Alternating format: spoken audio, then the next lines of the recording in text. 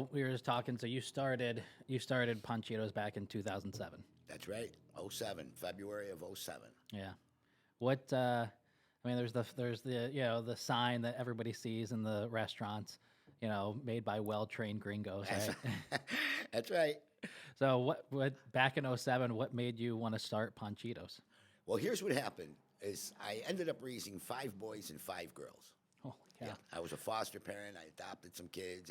My house was always full. Yeah. At one point, there was 13 people living in my house, Wow. probably 10, 12 years until they grew up and started moving out.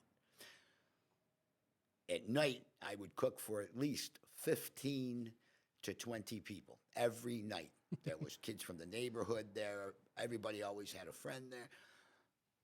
So I said, guys, we're going to do something with all this talent here. Everybody loves to cook. Everybody loves to eat. Hmm.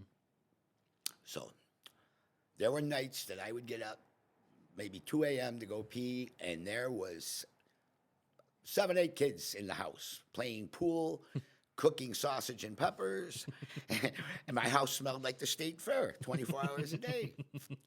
So I told them, I said, you know what? We're going to open up a pizza shop. Hmm. We're going to sell pizza. Dad makes great pizza. Everybody loves my pizza. Hmm. And then I got an opportunity to take a trip to South America. Okay. And while I was down there, we were there almost a month. We took a lot of bus trips daily. Hmm. And the bus trip would stop on the side of the road at these little makeshift shacks Hmm. that just had a little grill in there and the fresh vegetables and the salsas. And we would stop there every day. Hmm. And it wasn't until I saw somebody eat breakfast, and I don't know why that happened, but someone was eating breakfast on the side of the road, and they had tortillas, 3 tortillas, eggs, and potatoes. Hmm. And I thought, geez, what a nice little business that would be. Seasonal, side of the road, Yeah. take the winter off. I'm thinking almost like an ice cream stand, Hmm. only we sell tacos and burritos or everything on a tortilla. Hmm. Because I didn't see much bread down there. Yeah. And I'm a baker. Oh, I okay. was brought up in a bakery. Yeah. So I noticed everything's on a tortilla. And then when I got to the little villages, I started to see the tortas and the semitas for the first time, Hmm. the sandwiches. Yeah. They said, this is a concept. This is just a different way people eat. Hmm. They're eating the same food we eat, only in a different style. Yeah. And I liked it. Yeah. And I came home with that idea, with tacos, burritos, quesadillas. Hmm. What were you doing before? So, what were you doing before that? Like, I was at Syracuse University from '87 to '93. I was their bakery manager. okay. That was a great experience. It was a lot of fun, but I just never had worked for anyone outside my family before. Yeah. And up there, it was very political. I didn't have a college degree. Hmm. And it was a rough going. It was a lot of money. I was making great money. I had great benefits, but it was probably the most unhappy I had ever been in my life. To go up there and to be there at a desk and not be able to get in there and work with the union guys and not having the experience where I would go in sometimes at work and the union guys would get mad and say, "You're a manager, go sit down." Hmm. Yeah, if you want another baker, get another baker in here. I wasn't used to that, I wasn't politically inclined. Yeah. And then I started to understand my dad. My dad had a bakery, he had his own business. He always had a pocket full of money. And when he got into his 40s, his health started to fail. Hmm. He closed his bakery down. Hmm. And he went to work for the post office for a couple of years. Didn't like that. Went to work with Niagara Mohawk for a couple of years. Didn't like that. And went back into the bakery business. What bakery was it? Roma Bakery. He Okay. operated from the 50s right up until '87. Where was that at? That was on Lodi Street, Okay. right in the heart of Little Italy. Huh. And my father was a great baker. Everybody loved him, and he loved his work. Yeah. He loved his work. He gave up 2 really good jobs to get back into that business. Yeah. What was the bake? So, did you grow up as a kid in the bakery? In the bakery, I used to talk in dozens and half dozens. Go buy 6 bubble gums. I'd say, "Give me a half a dozen." I thought all flour, all money felt like my dad's money always had flour Oh, wow. on it. Yeah, and I thought that's how money felt. That's awesome. Yeah, and I remember when I was a little older and I started to earn money cutting grass, and people would give me money. I'd feel it. It didn't feel right, but yeah. That's awesome. My grandfather, who I'm named after, he owned a company called American Amusement back in the 40s, 50s, 60s. Wow. So if he had, and he was here in Syracuse, and they grew up on the north side. Back in the day, that was the Italian section. Right. Um, and so, and 20s or 30s, whatever it was, when he was a kid, his parents had a little corner store over on the north side, and I think it was State Street and something else. But anyways, but he did pinball machines and jukeboxes and cigarette machines and that kind of stuff. That's back in the day.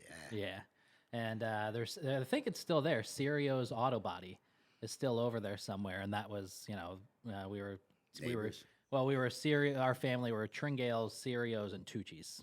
So yeah, which there's a lot of Serios and Tucci's that are running around Syracuse. I went to school at the Tusi. Oh, really? Yeah. Okay. Yeah. So anyways, but yeah, that's wild. So Roma Bakery. So how many siblings did you have? I had 6 sisters and a brother. Wow. Yeah. Were they all connected was everybody in the bakery back then? Yeah, kind of in and out. My sisters were nurses. I had 3 sisters that were nurses, became registered nurses. My brother went into the service, and he moved away. It was just me and my dad towards the end. Yeah. It was a great career. I loved it. Being an artisan and making bread by hand, it was really a nice experience. Yeah. And when I was at the university, like I said, I wasn't happy. I got out of there. I knew I had to start something, and for the longest time, it was going to be a pizza pasta shop. And that trip to South America really changed my whole attitude. I got the name Ponchito while I was visiting there from a big Spanish man named Pancho. And I was sitting across from him, and someone commented, "Hey, look, Pancho's sitting across from Pancho." And Mr. Pancho said, "As long as I'm here, he's Ponchito." And I was like half his size. The day I left, it's customary to leave a little gift of some sort. Okay. So I made a card, and I put some money in it, and I signed it Ponchito. Right? But I signed it with an O. And I handed him the card, and as we were leaving, I noticed they were looking at the card and they were laughing. Him, his wife, his daughter, they were all laughing. And I said to my friend, who was a little more fluent in Spanish, I said, "They're laughing because I used his name, Panchito, that he gave me." And he said, "No." He said, "They're laughing because you misspelled it." And they were saying, while they were saying, "Ponchito, oh, look, Ponchito, Ponchito." I thought that's what he was laughing, but he was laughing at the fact that I misspelled it. Wow. So I kept it that way when I got here. When I got back, I took one of the guides that we had. I offered him a job, and he came about a month later, stayed at my house, and I was going to change the spelling. Yeah. And he said, no, that's slang. He says that would be like somebody saying, "Hey, Frankie," or "Joey," Ponchito. He says, it's good. It's a slang. So I kept it. That's awesome. Yeah. Yeah, that's really cool. But once in a while, I get called out on it. Oh, really? Yes, and once in a while, someone, Puerto Rican or Mexican, they'll look and they'll, Ponchito. I said, there's a story behind it, but we won't get into it. That's awesome. Yeah. So where was the first shop when you opened up, 16 years ago? 16 years ago, we opened up in Lincourt in February. Okay. And we were the first taqueria, the first people in Syracuse that went by the name taqueria. They had never heard of it. A lot of people thought at the time I made the name up. They thought it was, that was very clever. I said, they're all over California. My brother lived in California, and he used to send me clippings and menus from the taquerias out there. Oh, that's Yes, smart. yes. And but we were new, and people just loved the novelty of it. When we first opened in February until about the end of March, it was pretty lonely in there. Yeah. Yeah. And then Bob Neat called from the Post-Standard. Wanted to do a little interview like this over the phone. And I told him in that interview, if you could look in the archives of the Post-Standard, I said, within 4 to 5 years, these places, like Mexican is the new Chinese. The wave is here now. People are liking burritos. They're talking tacos, Taco Bell. I can remember getting in the van and driving my kids to Oswego to go to Taco Bell because it was the closest one. Holy cow. Yeah, and I mean, everybody was talking tacos and burritos, Yeah. quesadillas. I thought, what an easy way to go. Yeah. Yes. And then my friend called me from Boston, and he said, there's a place up here called Anna's. You should really come up and look at it. It was Anna's Taqueria. And I went there probably 5 times in a month before I opened. Wow. Drove up to Boston, would just sit in there, watch them, watch their food, and really was able to tap into them and ask them. Very nice people, and they gave me a lot of pointers, what kind of steamers to use, the product Yeah. availability, and what you'll find in your local places and what you won't find. They were very good, but that was the finalized plan right there. After I saw Anna's in Boston, we took off right after them. That's wild. It's funny to hear you talk about that. I mean, today, if I want to, there's a great restaurant in Rochester that does chicken sandwiches that's just phenomenal. And I went out there a month or so ago and checked them out. But to hear you talk about your brother sending you the clippings and menus and then you having to drive to Boston, I can just jump, and I know, it's 2000, so the internet existed, but not like it is today. Oh, no. I mean, I could jump on Instagram, and I do this from time to time. I'll jump on Instagram and I'll say, or Google, and I'll type in, what are the food trends or what are the best chicken sandwich restaurants in Los Angeles or Nashville or Louisiana or wherever, New okay. Orleans, we're like the big cities where things might be a little quicker to, happen than they are here in Syracuse, right? Because I want to see what those trends are and like the flavors that people are using. And the effort that you had to go through to, get this example. Because to give you an example is the burrito tacos that we do on Tuesday. That was all taken off the internet. Yeah. I had never heard of them. My son calls me and he says, Dad, there's this burrito taco thing hitting the internet. You got to see it. And brought it to the house, showed it to me. And I said, okay. I said, get some of the broth from the steak that we make. And make tacos and tell them no. They said, you can't do that. No, that's not the way it's done. And they researched the recipe. My youngest son and my oldest son researched the recipe, went over it and over it. And now they do a great burrito taco. On Taco Tuesdays, it's a great, great, great, great asset to the business. It really is. Yes. And, one thing, I'll say this. One thing I've learned this year is, and thanks to Michael, is I've learned when I go into Ponchito's now, I need to not order what I would typically order. I need to say whatever you got, whatever is most popular, whatever you eat. And then, the tacos that he made me when we were doing the contest, were just out of this freaking world. They were so good. Yeah. It really reminded me of tacos I've had in California before, or in Texas. They were just phenomenal. And then even the burrito, like if I go in there now, I say, what's that burrito that, it's some combination of like the chicharron and the ground beef and, the hot, and it's just, but if I go in there and order what I want, it's going to be bland and, not bland, but, I hear you. my combination. But so I've learned, go in there and say, what do you eat? What do you like? Because those burrito tacos, that was a food trend that Syracuse, in my mind, is usually like 5 years behind in New York City, Absolutely. right? But the burrito tacos for Syracuse kind of hit around the same time that it did everywhere else in the country. Well, the internet again. Yeah. Has there been? How much Latin American or Mexican cuisine really? There aren't too many innovations in that cuisine that happen, right? Over the 16 years you've been in business. But has there been another example like that over those 16 years where it was a menu item or something that you had to? One of my fondest memories of our early days in business was the mall at the time. The Destiny Mall was getting worked on. Lots of work, lots of addition going on. And there were 3 young men from Ecuador that were staying at a bed and breakfast that was owned by a friend of mine. And he recommended us. He says, hey, while you guys are in town, you should go up there and try. This guy's making tacos, burritos, and quesadillas. These Ecuadorian men came in for lunch and dinner 3 to 4 times a week, no exaggeration, for about 3 months until their job mission was over. Yeah. And on the last day they came to see us, before they walked out the door, one of the gentlemen said, "He's a good cook." And I can't tell you how validated I felt because I never used the word authentic. The way I feel is that when you leave the country, authenticity is out the door. Yeah. Now you're working with what you can get here, and you try to make it as good and as palatable to an American that it can be. When someone of a different culture comes in, of a Latin culture, comes in and tells me my food is good and he cooks good, that is such a compliment. I can't tell you, that makes you feel awesome. That makes you feel great. And I love when people come in and say, "Oh, this is my first time here."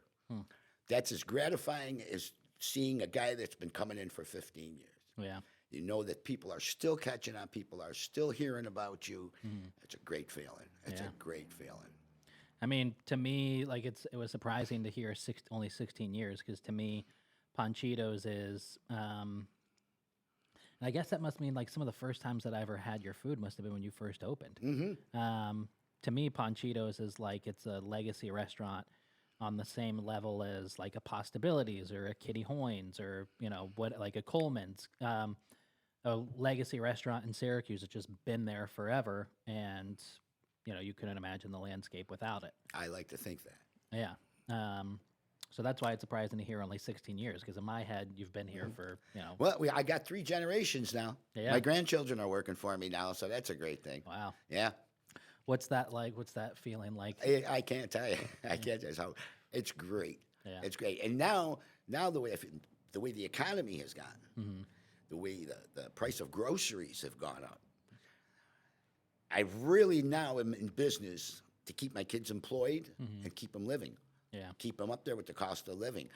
I've made my living. I really have to keep this place open now so that the kids got work. Yeah. It is hard out there now. It's Yeah. hard out there. My grocery bills have doubled. They're just starting to come down, and they're not coming down as fast as they went up. Yeah. Yeah. Yeah. It's, I mean, we could talk for hours about that. I mean, the way the restaurant landscape has changed over the past 2 years, especially in our area, is just nuts. And, a lot of restaurants closed during the pandemic. Syracuse didn't have as many that closed as like in the same percentage as other big cities. Yeah. But now we've had 12 in the last month and a half. They just reported Stone Steakhouse closed today over on Erie Boulevard. So it's wild to see a lot of them are closing. But I will say most of the restaurants that are closing right now are closing for a lot of reasons. And it's really food costs and it's labor shortages. Labor shortage is tough. Thank God they're my kids. Yeah. Because it's tough keeping them employed and keeping them happy. Yeah. It is. Huh. So do all of them work in the restaurants? 6 out of the 10 Okay. work for me. Yeah. Which isn't a bad Yeah. percentage. Yeah, that's pretty good. Yeah. I've got my first child coming maybe next week. Wow. Great. And I grew up. I grew up with my dad always in the food service or hospitality industry. He back in the 70s, he owned a diner on West Genesee Street, the old Grimlow's diner. Oh, geez, yes. Yeah. Yes, I remember the Grimlows. Oh, really? Oh, absolutely. Absolutely. That was the spot. Yeah. In fact, I delivered bread to Grimlows for a while. Oh, really? My dad made the bread for them. Oh, Yes. that's wild. Yeah. Sliced bread for Italian toast. Yeah. So Dad bought it, and he graduated West Hill in 70. He went off to college, so I'd imagine he owned it in like somewhere between 75 and 77. Oh. And he turned it into Bobby T's. I don't know how long I think he kept it still Grimlow's for a little bit and then switched it to Bobby T's was the name. I don't know how long he had that. How long he had the diner. I don't think it was very long. But anyway, so when I was like 9, we lived in Kentucky, and he opened up a 50s style diner in Kentucky. Him and my mom, and had it there for a year. And I was 9 years old. I was homeschooled at the time, and I remember going up after the lunch rush on most weekdays, and I would do like the 6 or 7 tubs, dish tubs of dirty dishes from Dishes. lunch. Oh, Yeah. absolutely. Uh-huh. And then there was Entry level. oh yeah, there was like this 45-minute gap in shifts where there was nobody scheduled, and so my mom and dad were up there all day every day. So and I would be up there, and they'd let me take a table and go in the back and watch dad cook or whatever. Sure. But I grew up with that stuff, and my dad now, he just started 2 years ago, or maybe a year ago. He works for a company actually just down the street here who, and I've had the owner on the podcast. This guy owns like a bunch of chemical companies and water treat. He owns like Clean All, stuff like that. Okay. He just bought Lorenzo's like a month ago. Actually, the beginning of this month, they took over it. Everything's, George and the Muzaks and all them are still there, but Dad is like running Lorenzo's for them now. And so now I'm working with him and it's that capacity. And it's really, I grew up thinking to myself, man, I never want to work that hard as, seeing my parents and in food service. And now it's wild to think that not only am I in food service, but I'm also working with Dad in food service. So I'd imagine it's pretty rewarding to have, this business with your whole family, most of your family. Absolutely. Yeah. Absolutely. So what were you doing between were you in food service between when your dad's bakery closed and you were at SU? After SU. After SU. Okay. After SU, we ran a daycare at the house for about 7-8 years. Yeah. And I had a big 15-passenger van. Wow. And the school would recommend kids who didn't have dads, single moms. They'd say, well, look, I got a nice babysitter for you. And I would pick them up in the van, bring them home after school. A lot of them would stay till dinner. And because it was a part-time thing, we could have up to 12 kids. Wow. And at times we did. They would be there from maybe 3 o'clock in the afternoon after school until about 5:30 till mom picked them up. We did that for the longest time. And then I got the bug. I couldn't sit home anymore and do that. I mean, it was so rewarding. It was a good pay. I just wasn't happy again. Yeah. Yeah, I was happiest when I was baking bread or making food. And I'll share a funny experience with you. I just turned 70 this year. Okay. And I'm doing a little bit of a reflecting, and how long did my parents live? How long did my grandparents live? And this and that. But it's the most rewarding time of my life. I only feel young when I'm working. It beats me. At the end of the day, I'm so much more tired, and I can feel, my age. But when I'm working, it's the only time I feel young again. I love doing the taco truck. Yeah. For me, that was my real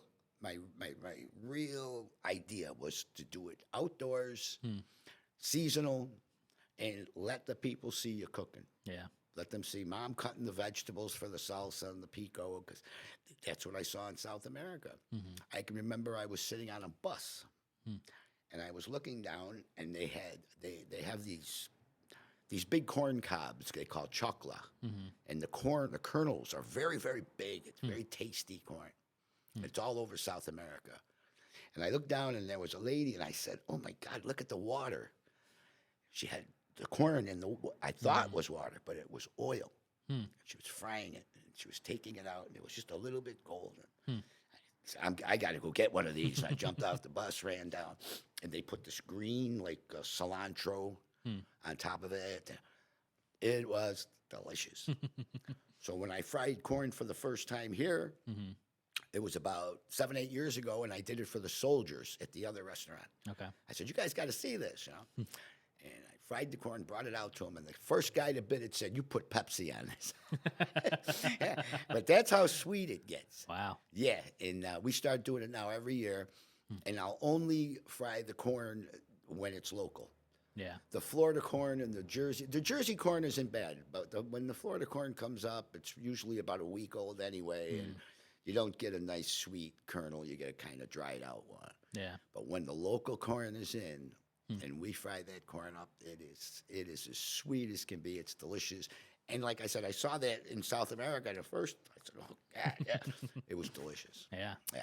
There is something about, I mean, you talking about the shit like the roadside shacks reminds me of a place in Grenada that I went once, and my brother used to live in Grenada years ago, and there was where he lived. He was a missionary of all things, and where he lived, there was just about a 5-minute walk down to the beach, and on that beach near where he lived was this. I think they called her the Chicken Lady, and it was just that. It was like this tiny shack that had made 0 sense why it was there, Love it. but she just did barbecue chicken, and it wasn't like a crazy jerk. It wasn't anything. It was just simple barbecued chicken, and it was absolutely delicious. You know, we had the same experience, and my wife said, "It's just chicken. Why does it taste so good?" And I took her to the back of the restaurant, and the chickens were running around in the yard. And I said, "That's why it tastes so good, because they kill them chickens and feed you." Yeah, You know, it's not a chicken that's been sitting in the cooler. yeah, that's true. And that's all the difference in the world. Yeah, yeah, that's wild. I don't take any frozen meat. We do not take frozen meat. They'll come in, my suppliers, and they'll say, "Look, I can give it to you, for 40 cents a pound cheaper if you take the frozen." And it's just not the same. It doesn't cook the same. The cooks get confused. They don't like it. Yeah. So Yeah, that's interesting. Yeah, it's yeah. There's something I don't know I don't know of a different word to use, but just kind of romantic about simple food like tortillas and meat. I love when I lived in Texas. There's obviously phenomenal Mexican restaurants all over the place, and some of my close friends who I lived with for a little bit were their parents were Mexican. They used to live down in Corpus Christi, Texas, which is right there on the border, and but whenever we would go over to their parents' house a lot for, especially like after church on Sundays and stuff, and they always had a garbage bag on the counter in the kitchen filled with tortilla dough. And I mean, Wow. no matter what, any time of day that you went over there was always that bag there. And so they would often just have fresh tortillas that they would make. And I mean, there's nothing like it. nothing, absolutely I nothing agree. like it. It's one of my favorite things to make, just that and just some steak with a good salsa, and there's really nothing better than just that. Yeah, going back to the breakfast Yeah. guy that I saw, he was taking his tortilla, throwing refried beans on there, and then his eggs, and just closed it up, and it was dripping all over the place. Yeah. I wanted to ask him for a bite. I said, Yeah, "Boy, right. that looks good." Yeah. And I'll tell you, it was like an epiphany. I said, "This is what I'm going to do." Yeah. Forget pizza. Pizza's everywhere. And you can make, in this town, you can make a great pie Yeah. and get lost in the shuffle. For It's sure. a shame. I've had them. Yeah. They're closed in the air. There's just too much comp out there. Yeah. So and with all your siblings, you said 6 sisters and a brother, right? Mm-hmm. Are you the oldest, youngest? I was right in the middle. I had 3 older sisters, 3 younger sisters. There was me and my brother. We were 17 months apart. Oh, wow. And yeah, I never ironed a shirt in my life. I had my sisters taking care of me. They told me what to wear, how to look cool, how to act cool. It was kind of nice. Yeah. Where'd you go to high school at? I went to high school at St. John the Baptist. I Oh, went there okay. from kindergarten to graduation day. Oh, wow. All 13 years. And I think on graduation day, there was 11 of us Wow. that had been together from kindergarten on up. Okay. Yeah, it was really a cozy little school. Yeah. It's fun. Did your dad want you to be in the food service bakery world? He did. I went to OCC for 3 semesters. Okay. And that was the unhappiest I've ever seen my dad. because he used to tell my mother, he used to say, he's got it. The other one don't. Wow. My other brother went into the service, and he lived out in California. He worked as a store manager, a retail store manager. Just did not like the food business at all. Yeah. And he said, "Why weren't we merchants? Why couldn't we have been merchants? Buy and sell, just buy something and sell it. Why do we have to make food for people?" Yeah, it was just, he wasn't there. He didn't like it at all. Yeah. But it was me and my dad mostly. And my sister, I had an older sister who gave up her career to come in and help manage. Yeah. I mean, listen, I mean, bakery is a tough business to be in. Without a doubt. I mean, talk about the hours. Only food service people know that too. Yeah. Other people think that bread and pastries just appeared. Yeah, yeah. And no, you're up all night. And I can remember going to work in the bakery at 2, 3 in the morning and saying, I'd drive by the houses and they'd be dark except for the TV. And I'd say, man, I wish I could stay up all and watch TV instead of do this shit. Go there. We'd walk in that bakery, it'd be 110 degrees at 9 o'clock at night. Wow. You know, and then you start the ovens up and you get going. Yeah, it's a hell of a life. It is. Yeah. Very rewarding, though. Yeah. It's very rewarding because the dough, it's a process and it's a step by step. You watch the fermentation. Columbus Bakery Yeah. has the best smelling bread in Syracuse because they still ferment it the old way. Wow. Okay. Now they have dough developers Ah. and they cut your time in half. It activates the yeast. Yeah. Yeah.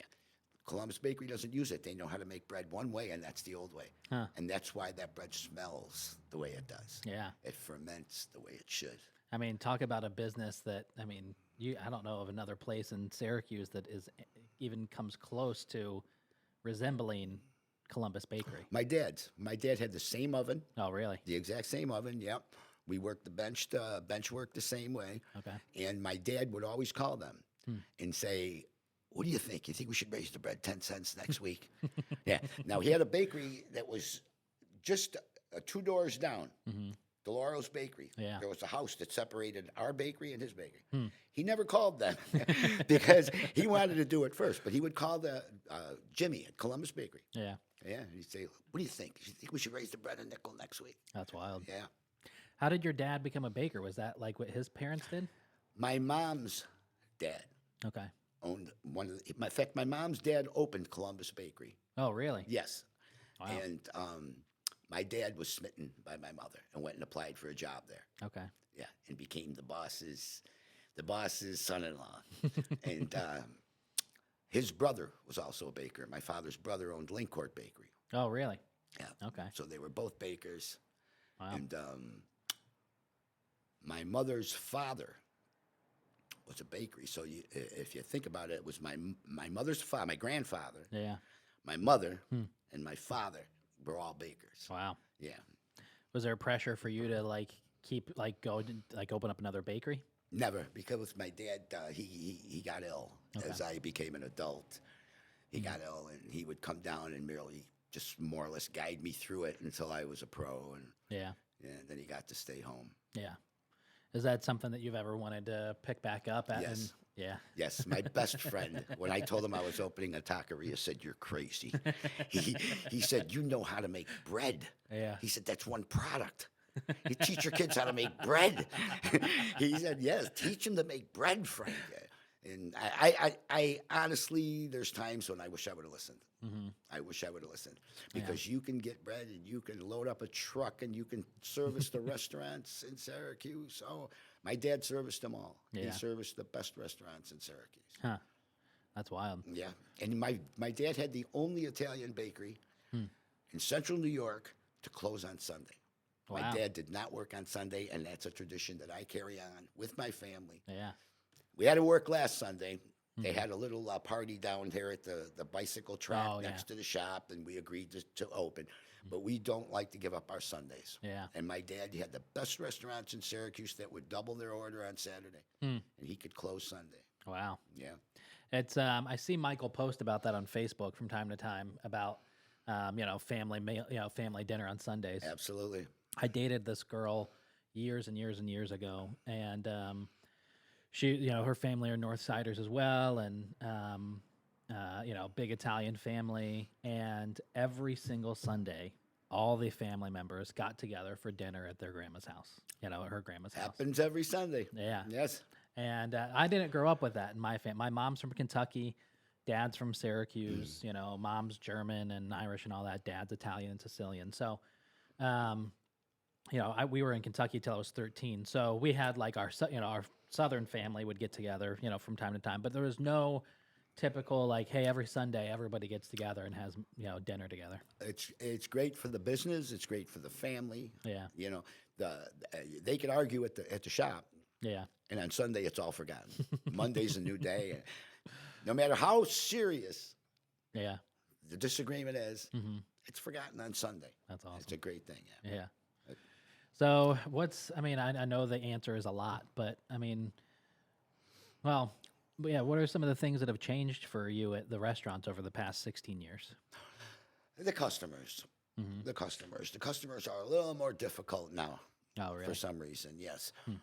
When I first opened, everything was easier. Everything was easier. You bought something for $4, you sold it for $7, you made $3. Yeah. Now it's totally different. Now it's so hard to make a profit and make it work. It's so hard. It's insurance, comp insurance, the price of groceries, Yeah. the beverages have gone up. Yeah. You sign contracts with people, and their prices go up, and you can't keep up. I cannot get $25 for a burrito ever. Yeah. I don't see that happening. People say, "Oh yeah, they'll get used to it." No, they're not. Yeah. No, they're not. It's going to be tough. I don't know what the future is going to bring the next 4 or 5 years, but they're making it very tough. Government's making it very tough for small business. Yeah. Yeah, for sure. Absolutely. I mean, yeah, without a doubt. I mean, there's times I don't have as much experience in that. We haven't been open a year yet, but I mean, obviously, I hear the stories of everybody talking about costs and all that kind of stuff, and we've had stuff that's gone up. I mean, there is, for some random reason, a month where all the one brioche bun that we carry just wasn't available, Yes.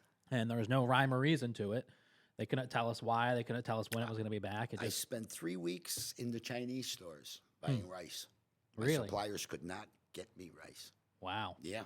That's For wild. 3 weeks, I was all over the Chinese stores because some of their rice I couldn't use. Yeah. I have to get this certain parboiled rice for my line. Yeah. And it was tough, but it's the weirdest thing that there's certain products that are becoming hard to get for a while. Yeah. And then they show up again.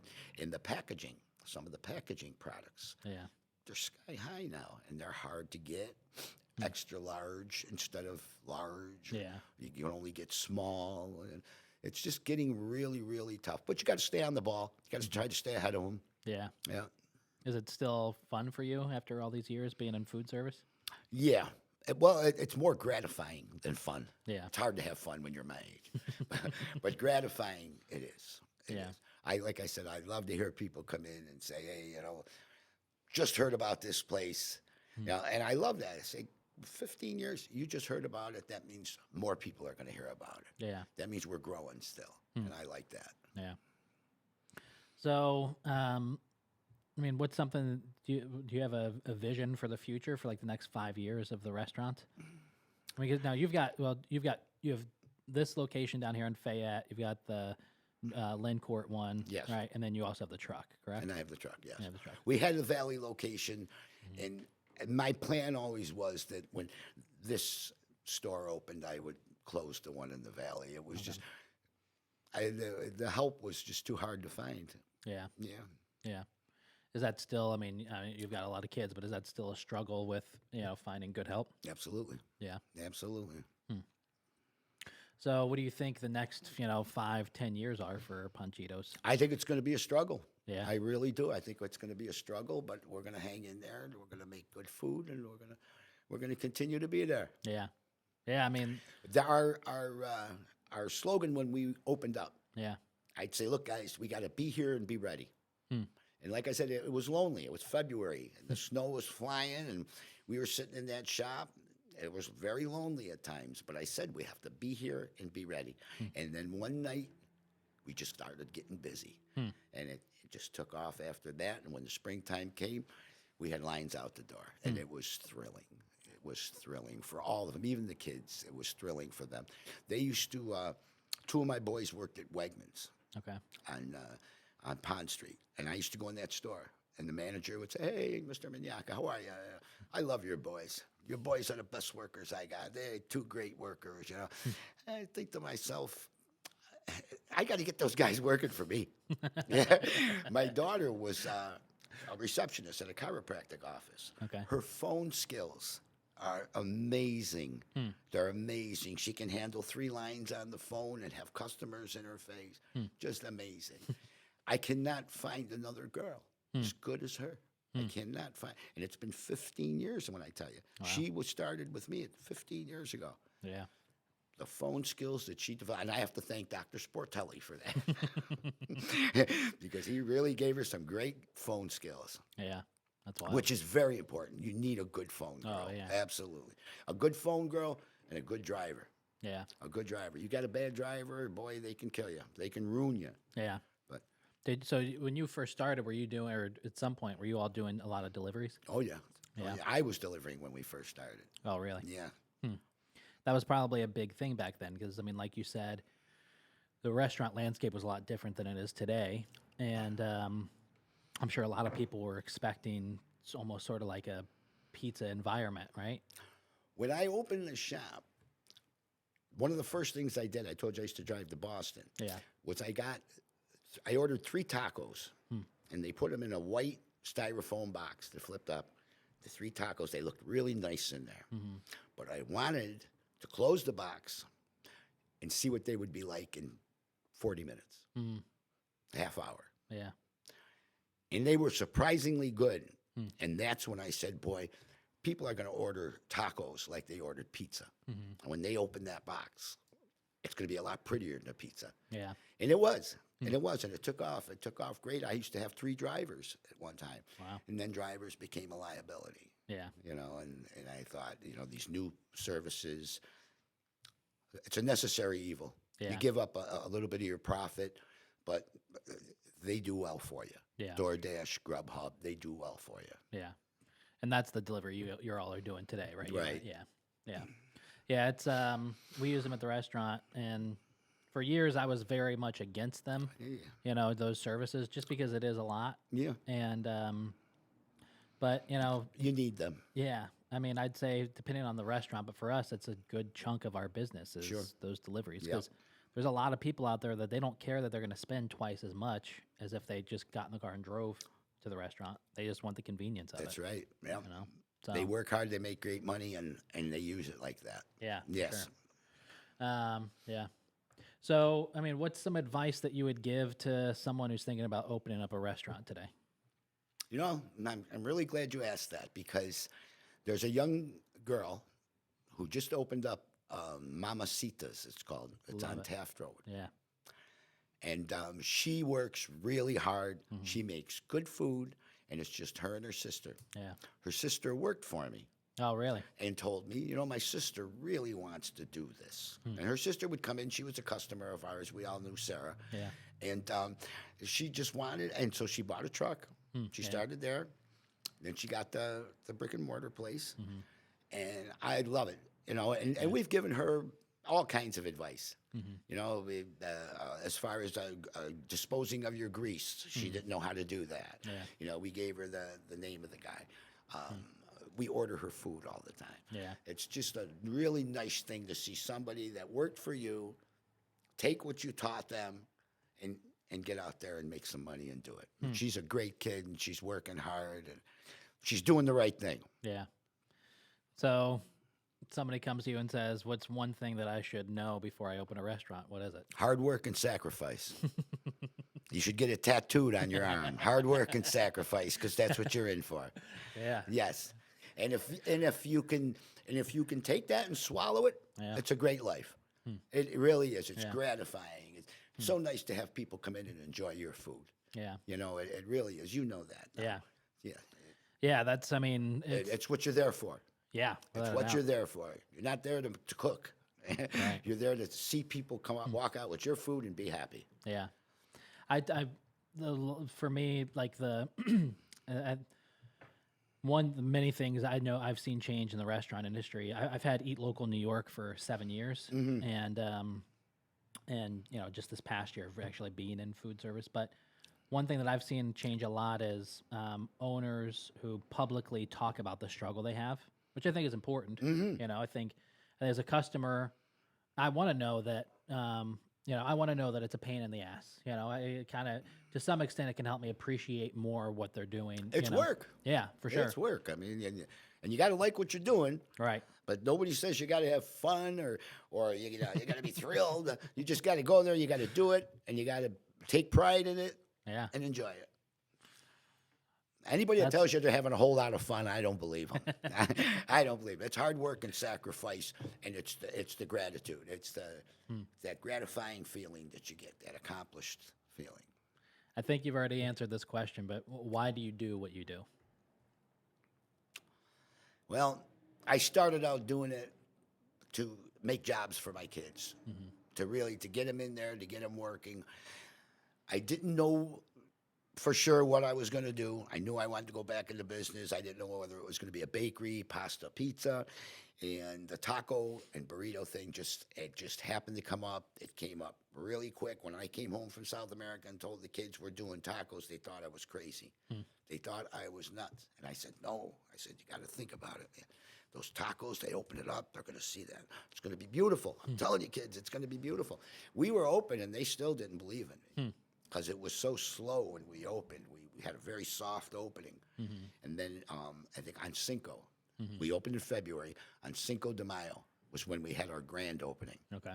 And that's when I started to get believers. That's when the kids started saying, "Hey, Dad, you might have something here." Yeah. And that was a great thing, just to see the enthusiasm and the energy that the kids brought to it. That was great because I was 55 when we opened the business. I was starting to feel it. I was tired. At the end of the day, I was tired. Yeah. And getting up in the morning, it took everything. But when them kids got excited and they started going in there, and that's when we were happy and we knew we were on the right road. Yeah. That's awesome. Well, Frank, I can't thank you enough for coming down. Oh, it's a pleasure. I mean, the sense of I just know going into Ponchitos from now on that like the sense of kind of history and pride almost that I feel just talking to you and learning about the history of it. Yeah, it's gonna be awesome. Honestly, I can't. I'm thinking about just going down there for lunch right now. Before Awesome, my next great. meeting. Well, thank you so much. I appreciate it. It was a pleasure. Yeah.